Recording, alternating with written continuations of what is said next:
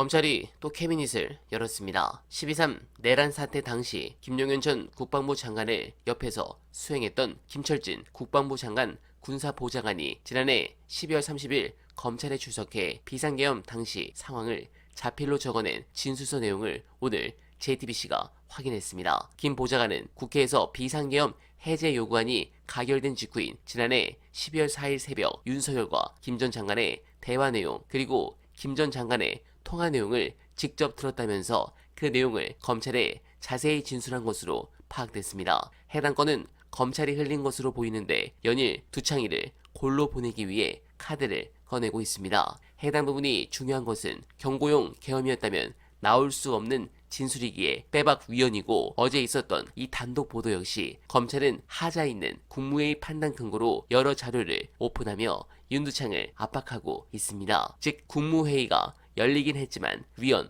위법하다고 판단한 것이고 빼박 파면감이라는 겁니다. 관련해서 이런 부분을 지적하고 같이 공격해야 될 수박들이 더 날뛰고 있는데 해당 부분에 대한 사이다 분석 보시고 이어가 보겠습니다. 예전에 전두환이가 정치적 라이벌 제거하려고 김대중을 아무 죄 없는 김대중을 잡아가뒀잖아요. 그렇지. 그때 김부겸 말처럼 사법부를 믿고 국민을 믿고 사형 판결 받았어. 지금 똑같은 거 아니야? 윤석열이 정치적 라이벌 제거하려고 검찰 권력 동원하고 그때는 군인 권력 동원하고 그러니까요. 똑같은 거예요. 지금 비이성적 상황인데 거기다 대고 국민을 믿고 뭘 믿기는 그걸 믿고 기다리면 안 되는 거지. 뭘 할 수 있는 거 다 해야지. 지난 대선 때예요. 이재명 후보가 재난지원금 한 번 더 줘라. 마지막에 0.7% 차였으니까 으이그. 자영업자들이 우리 핵심 지지층 40대 자영업자들이 대거 투표장에 안 나왔단 말이야. 줬으면 이겼다고 봐요. 그런데 그때 비하인드를 제가 말씀드리면 홍남기든 대통령이든 안 주려고 하면 국무총리가 설득시킨다. 뭐 이렇게 됐었단 말이야. 그런데 나중에 보니까 국무총리가 앞장서서 안 된다 그런 거야. 근데 돈이 없어? 선거 끝나니까 5조 툭 튀어나오더만. 그러니까.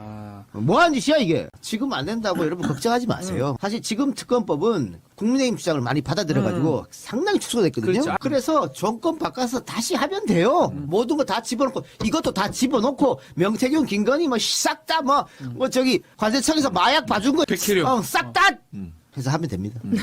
김건희 수사하다 혹은 명태균 수사하다가 다른 사건을 인지했으면 그것도 수사하게끔 돼 있거든. 그러면 모든 걸 다 할 수 있어요. 김건희 윤석열 해보니까는 관세청 나오던데 그것도 하면 되고 뭐 이게 해보니까는 해병대 나오던데 그 해병대 또 하면 되고. 돼요. 그래서 결국 특검 한 두세 개 만들어 놓고 경쟁시키면 돼. 그러면 다 같이 막 하게 막 이런 상황이 되지 않을까. 아니면 뭐 합쳐서 한 군데서 해도 되고. 그래서 지금 명태균 특검법 낸다고 하거든요. 나 많잖아. 김윤우, 조상호 이런 애들 있잖아. 조상호 참 눈빛 살아있잖아. 네, 공감합니다. 그런데도 윤이 난리치는 이유는 어제에 이어 목요일엔 조태용 국정원장과 조지호 경찰청장이 출석합니다. 상대적으로 윤에게 유리한 진술을 할 수 있는 증인들이 나옵니다. 즉 여기에 여론까지 최대로 끌어모아 헌재를 압박하겠다는 전략입니다. 그런데 윤석열을 쉴드치면서 늘 이재명 대표만 공격하는 장성철 같은 버러지들한테 꼭 하고 싶은 말이 있습니다. 윤석열이 탄핵 심판에서 기각 결정을 받아내 대통령직에 복귀하는 게 정말 옳다고 생각하십니까? 아니 현실적으로 그게 정말 가능하다고 생각하십니까? 물론 탄핵 심판을 지연시켜 윤석열 파면을 어떻게든 이재명 대표의 공직선거법 위반 사건 2심 선고 이후로 늦추려는 의도도 있을 것입니다. 아무리 그래도 그렇지 지금처럼 궤변을 늘어놓어야 하겠습니까? 헌재가